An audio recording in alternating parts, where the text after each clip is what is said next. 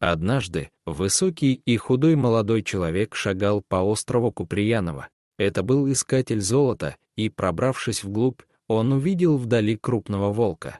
Естественно, мужчина перепугался, но потом заметил, что хищник угодил лапой в капкан.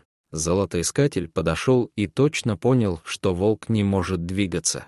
И так и смотрели друг на друга хищник и человек. Всмотревшись внимательнее, молодой человек понял, что это кормящая мама, значит, волчата где-то недалеко, и не стал долго думать. Он все равно рассматривал вариант, что она может напасть, но оставить ее и детенышей на верную гибель был не в состоянии. И тогда он принялся искать волчат, так как рядом виднелись следы. И, пройдя несколько метров, действительно увидел нору. 4 детенышей сидели и скулили от голода.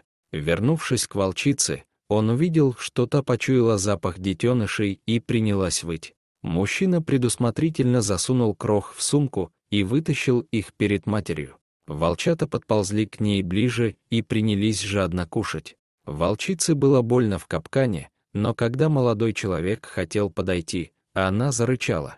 Животное было изранено и истощено. Тогда мужчина вытащил из сумки свой единственный съестной припас — тушенку, и дал волчице.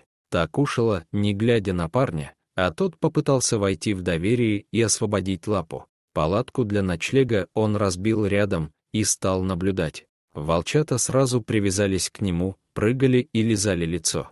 Прошло 2 суток, парень вернулся с едой, он говорил с волчицей и давал ей покушать, а та только внимательно следила за ним. Однажды он рискнул погладить ее и очень обрадовался, когда волчица завиляла хвостиком, но и тогда он не стал действовать резко. Он накормил волчат при матери и осторожно начал поглаживать лапу в капкане.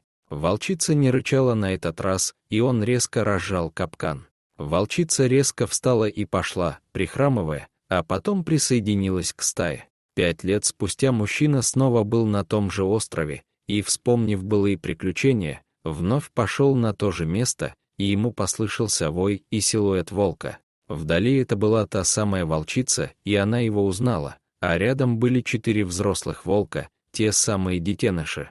Несколько минут они стояли и смотрели друг на друга, и волчица ушла.